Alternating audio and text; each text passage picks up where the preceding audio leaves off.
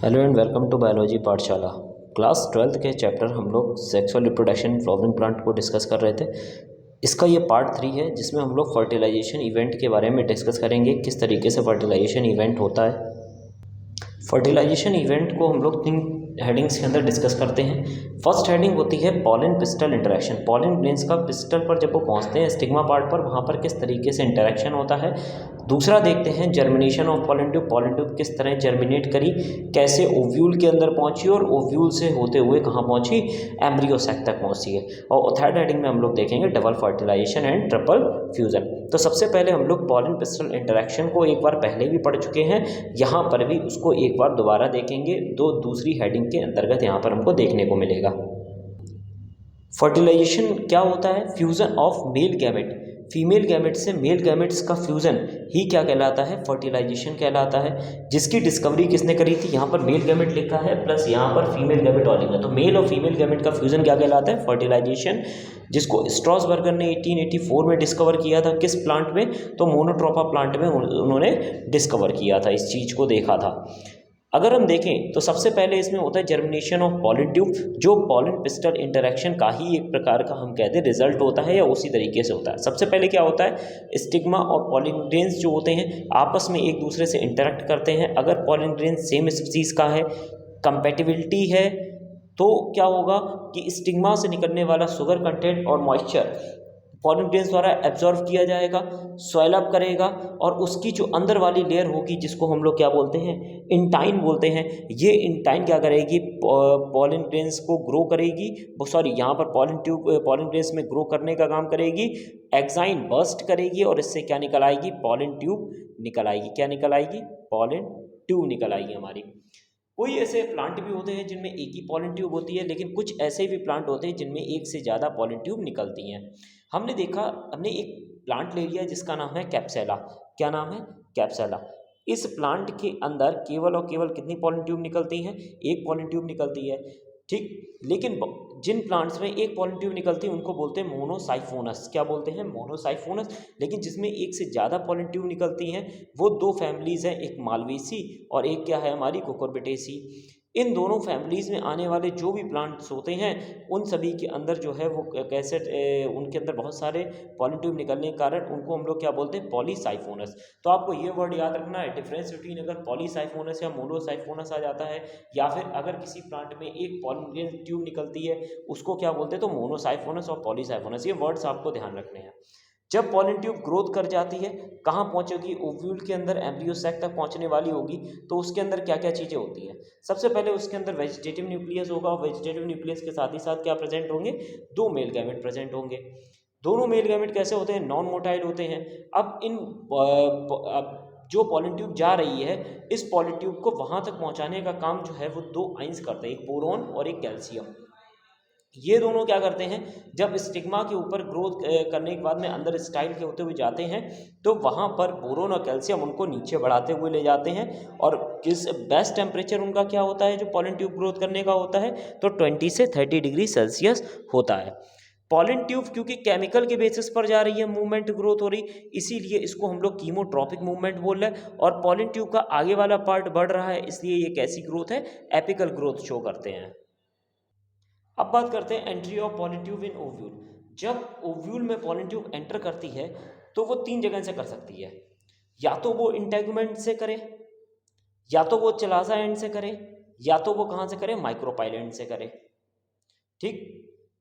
अगर हम देखते हैं कि अगर पॉलन ट्यूब माइक्रोपाइल एंड से एंटर करती है, अभी हम लोग डायग्राम के थ्रू देखेंगे।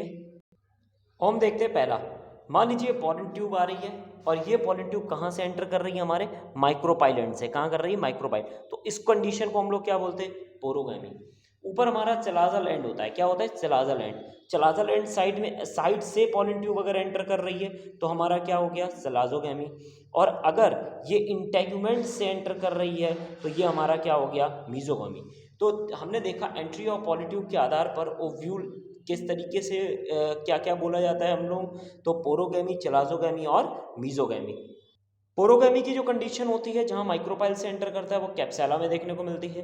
चलाजोगैमी चलाजा से जहाँ एंटर करने को मिलता है वो कैजुराइना में देखने को मिलती है, पेट्यूला में देखने को मिलती है, वॉललेट में देखने को मिलती है। और मीजोगैमी में जहाँ एंटर करती है वो क्या देखने को मिलता है, एंटीगोएंट द्वारा कहाँ देखने को मिलता है, कुकुरबिटा में। और फ्यूनिकल द्वारा कहाँ पर देखने को मिलता है, हम लोग विस्टीसिया में देखने को मिलता है। तो इंटेगुमेंट का आप याद रखिएगा ज़्यादा से ज़्यादा।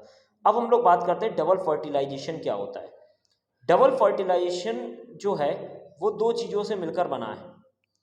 सबसे पहले इसकी डिस्कवरी जिस साइंटिस्ट ने करी थी उसका नाम था नवास्चिन। 1898 में डिस्कवरी करी थी। जिस प्लांट में करी थी उसका नाम है लिलियम और फ्रिटलेरिया। लिलियम और फ्रिटलेरिया दो प्लांट है जिसके अंदर नवास्चिन ने डबल फर्टिलाइजेशन की डिस्कवरी करी थी। इन्होंने बोला था पॉलन ट्यूब से आने वाले जो दोनों मेल गैमेट होते हैं ये दोनों मेल गैमेट फीमेल गैमेटोफाइट की डिफरेंट सेल के साथ में फ्यूज्ड होते हैं, मतलब एक ही सेल के साथ नहीं फ्यूज होते हैं।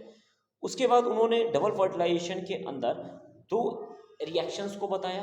पहली प्रोसेस हमारी होती है सिनगैमी और दूसरी प्रोसेस होती है ट्रिपल फ्यूजन। पहली सिनगैमी का मतलब होता है एग सेल किसके साथ जुड़ रहा है, मेल गैमेट के साथ जुड़कर क्या बनाता है, एम्ब्रियो। क्या बनाएगा, एम्ब्रियो। ट्रिपल फ्यूजन सेकेंडरी जो मेल गैमेट होता है, दूसरा मेल गैमेट होता है, वो सेकेंडरी न्यूक्लियस या फिर पोलर न्यूक्लियाई के साथ मिलकर क्या बनाता है, एंडोस्पर्म बनाता है। इस टाइम 5 न्यूक्लियस प्रेजेंट होते हैं। कितनी सेल्स फ्यूज हो रही हैं, 3 सेल्स का आपस में क्या हो रहा होता है, फ्यूजन हो रहा होता है। अब इसको हम लोग डायग्राम की हेल्प से देखते हैं। हमने ये ओव्यूल का डायग्राम लिया। मान लीजिए हमारी पॉलन ट्यूब आ रही है। पॉलन ट्यूब यहाँ से दो मेल गैमेट लेके आई सबसे पहले फिलीफॉर्म अपरेटस के बाद।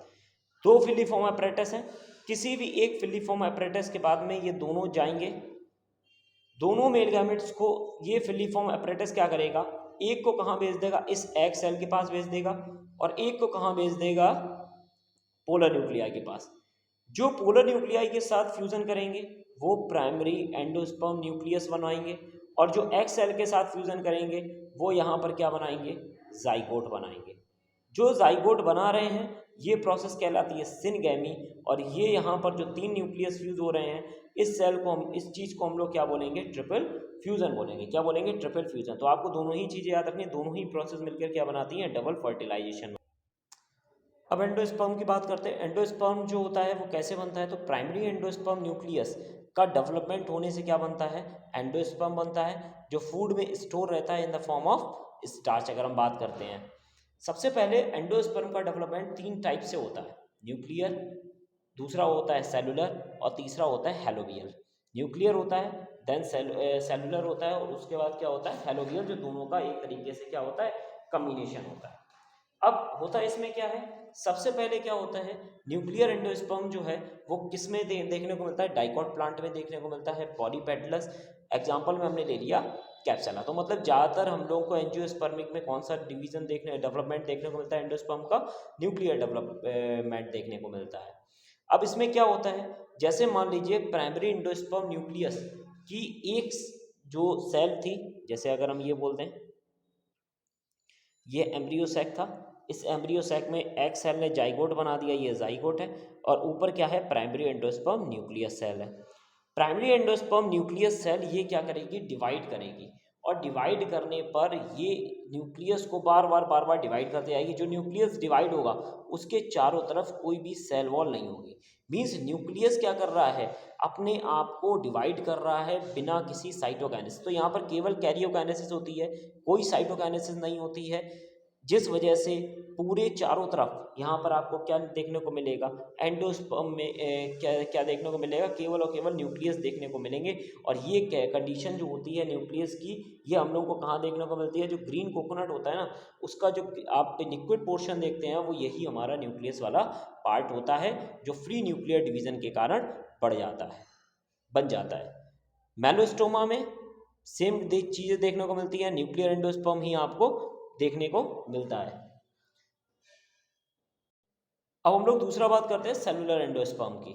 हमने देखा न्यूक्लियर एंडोस्पर्म पॉलीपेटली में देखने को मिलता है, और सेलुलर एंडोस्पर्म हम लोगों को किस में देखने को मिलता है, गैमोपेटली ग्रुप्स में देखने को मिलता है।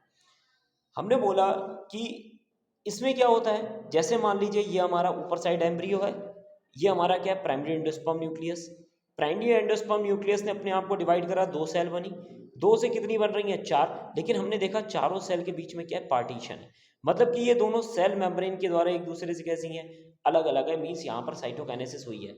जब कभी भी एंडोस्पर्म में साइटोकाइनेसिस प्रेजेंट होती है कैरियोकाइनेसिस के बाद, इस तरह का जो डेवलपमेंट कहलाता है एंडोस्पर्म का, ये हमारा क्या कहलाता है सेलुलर एंडोस्पर्म टाइप डेवलपमेंट कहलाता है, जो हमको किस में देखने को मिलता है गैमोपैटिक ग्रुप के मेंबर्स में देखने को मिलता है। नेक्स्ट हमारा आ जाता है हेलोवियर डेवलपमेंट। कौन सा आ जाता है हेलोवियर या हेलोवियर एंडोस्पर्मिक डेवलपमेंट। अब ये क्या होता है, इसमें सबसे पहले प्राइमरी एंडोस्पर्म न्यूक्लियस जो होता है इसमें अनइक्वल साइटोकाइनेसिस होती है, मींस सबसे पहले साइटोकाइनेसिस होगी, कैसी होगी अनइक्वल, मींस एक बड़ा होगा और एक कैसा होगा छोटा, दो अनइक्वल साइज की सेल्स बनेंगी, दोनों ही सेल्स किस साइड में चली जाएंगी, जो लार्ज वाली होगी वो माइक्रोपाइलैंड की तरफ चली जाएगी और जो दूसरी वाली होगी वो सेंटर में या कुछ चलाजालैंड की तरफ थोड़ी रोटेट कर जाएगी। अगर हम देखें तो सब उसके बाद में पहला साइटोकाइनेसिस के बाद में अब यहाँ पर कौन सा डिवीजन स्टार्ट होने लगेगा, न्यूक्लियर डिवीजन, मींस अब केवल और केवल यहाँ पर न्यूक्लियस डिवीजन होगा और न्यूक्लियस डिवीजन होने के बाद में साइटोकाइनेसिस जो है वो बहुत बाद में जाकर होगी, जो सेलुलर एंडोस्पर्म आगे जाकर बनाएगी।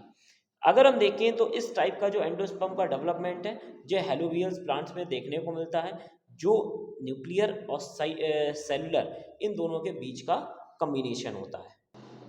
अगर हम एग्जांपल्स की बात करते हैं तो हेलोवियर एंडोस्पर्म जो है वो उस इस टाइप का जो कंडीशन हमको देखने को मिलती है ये एस्फोडेल्स में देखने को मिलती है, किसमें देखने को मिलती है एस्फोडेल्स। और सेलुलर एंडोस्पर्म जो गैमोपेटल्स की बात करें तो ये हम लोगों को आपको देखने को मिल जाएगी बालसम में प्लांट है, दतूरा है, इन दोनों प्लांट के अंदर जो हम लोगों को कौन सी कंडीशन देखने को मिल जाएगी सेलुलर, और या फिर एक और एग्जांपल ले लेते हैं पिट्यूनिया, ये तीनों जो हैं वो किसके एग्जांपल है सेलुलर एंडोस्पर्म के एग्जांपल होते हैं। अब हम लोग बात करते हैं एंडोस्पर्म जो होता है वो किन किन में एब्सेंट होता है, तो कुछ स्पीसीज होती हैं जैसे ऑर्किड है, ऑर्किड का जो प्लांट है उस वो जिस फैमिली के अंतर्गत आता है उसको बोलते हैं ऑर्किडेसी, इसके अंदर क्या होता है एंडोस्पर्म जो होता है वो एब्सेंट होता है, तो आप एक स्पीसीज याद रख लीजिए अगर कोई आती है तो ऑर्किडेसी है उसके अंदर एब्सेंट होगा। उसके बाद में कुछ प्लांट ऐसे भी होते हैं जिसमें एंडोस्पर्म डिप्लॉयड होता है ट्रिप्लॉयड की जगह, जिसका नाम है ओनियोथेरा लैमार्कियाना। ओनियोथेरा लैमार्कियाना एक प्लांट होता है जिसके अंदर 2n होना चाहिए 3n, लेकिन मिल क्या रहा है 2n डिप्लॉयड एंडोस्पर्म न्यूक्लियस मिल रहा है। मेज और टोमेटो के अंदर एंडोस्पर्म हमेशा किस तरीके से फैला रहता है, मोज़ोइक कंडीशन में फैला रहता है। इसके बाद अगर हम देखें तो कोकोनट की बात करते हैं तो जो आप ड्रिंकिंग पोर्शन कोकोनट का पीते हो वो न्यूक्लियर एंडोस्पर्म है, जो खाते हैं गरी वो हमारा क्या है सेलुलर एंडोस्पर्म न्यूक्लियस है।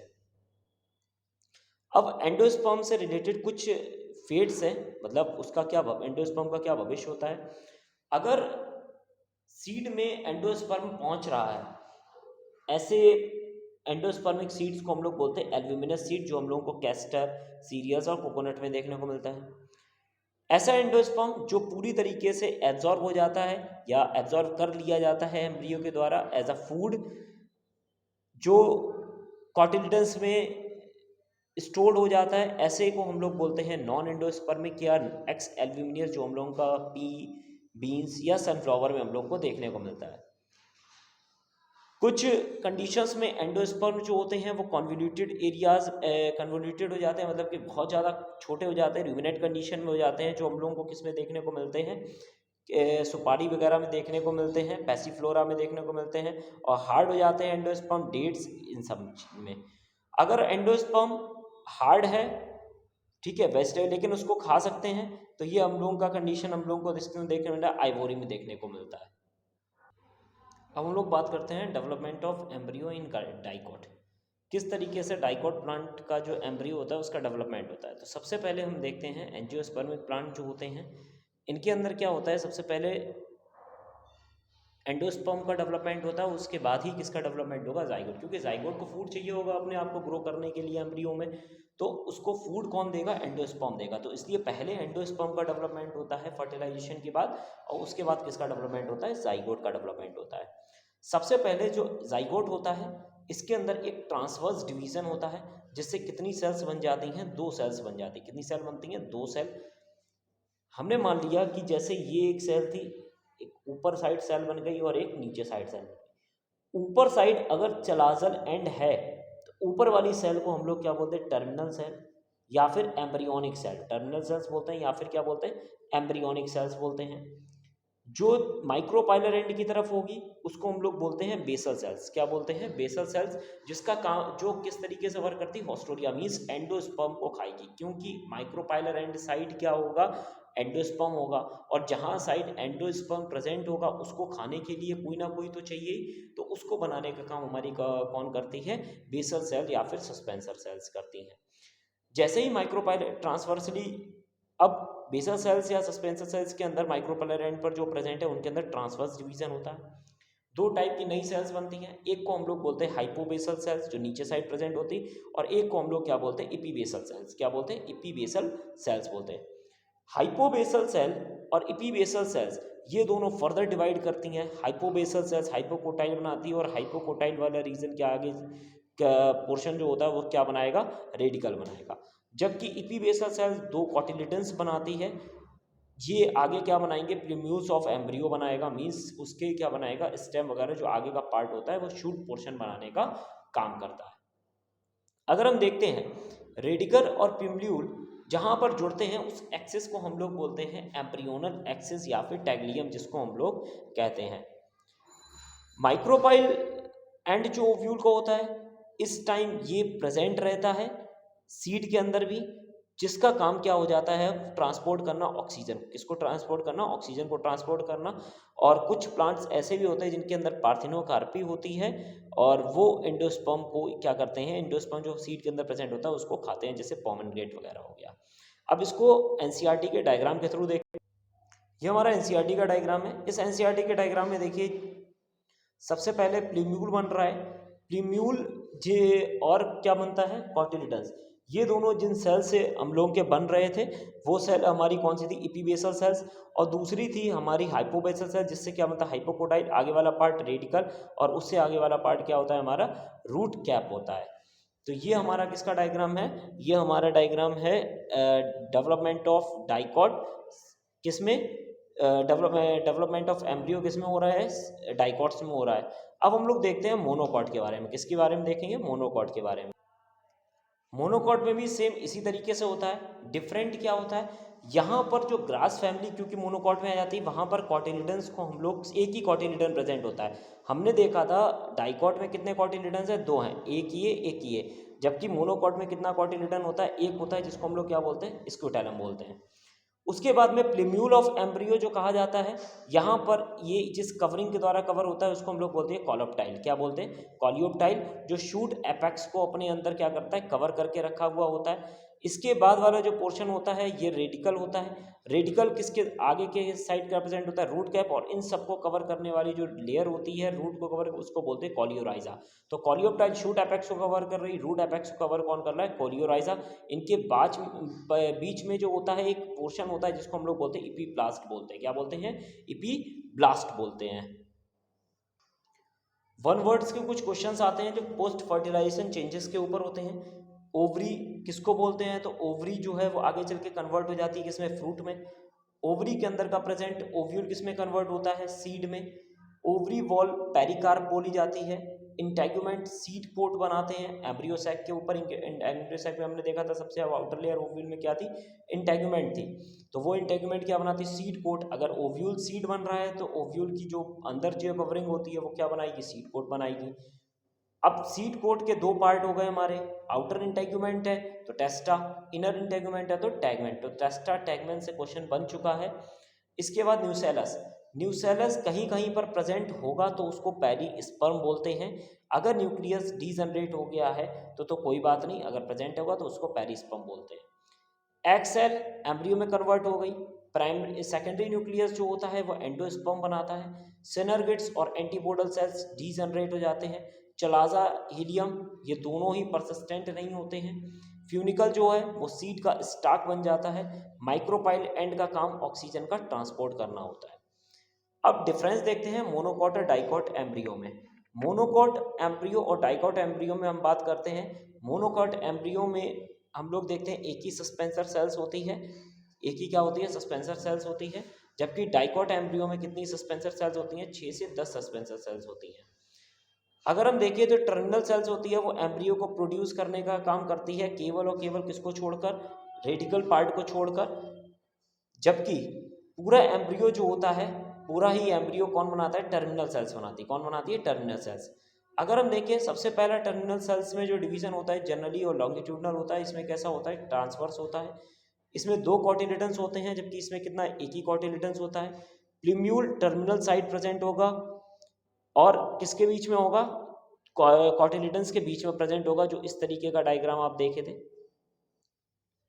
तो यहीं पर हमारा प्रीम्यूल रीजन प्रेजेंट होता है, किसके बीच में होता है, 2 कॉटिलेडन्स के बीच में प्रेजेंट होता है। जबकि यहाँ पर लेटरल साइड प्रेजेंट होता है, क्यों, क्योंकि वहाँ पर स्क्यूटेलम डेवलप हो जाता है एक कॉटिलेडन से, ग्रास फैमिली में। उसके बाद बात करते हैं इपिकोटाइल और हाइपोकोटाइल, जो हमने वर्ड देखे थे डाइकॉट में।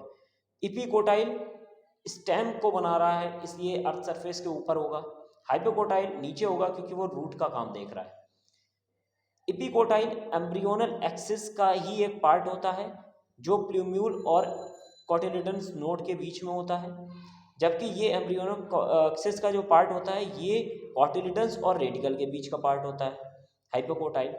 अगर हम देखें तो हाइपोजियल जर्मिनेशन इसमें प्रेजेंट होती है और इसमें इपीजियल जर्मिनेशन प्रेजेंट होती है। हाइपोजियल जर्मिनेशन का मतलब होगा कि इपिकोटाइल जर्मिनेट होगा, जिससे कॉटिलेडन्स बाहर आएंगे। हाइपोकोटाइल्स जब भी एलोंगेट होंगे तो कॉटिलेडन्स जो होते हैं वो सॉइल से केम आउट, मतलब बाहर आ जाते हैं, जबकि इसमें जो है वो बाहर नहीं आते हैं। तो ये सारे डिफरेंसेस हमारे किसके बीच के, इपिकोटाइल और हाइपोकोटाइल। तो इस वीडियो में हम लोगों ने फर्टिलाइजेशन इवेंट्स के बारे में देखा है।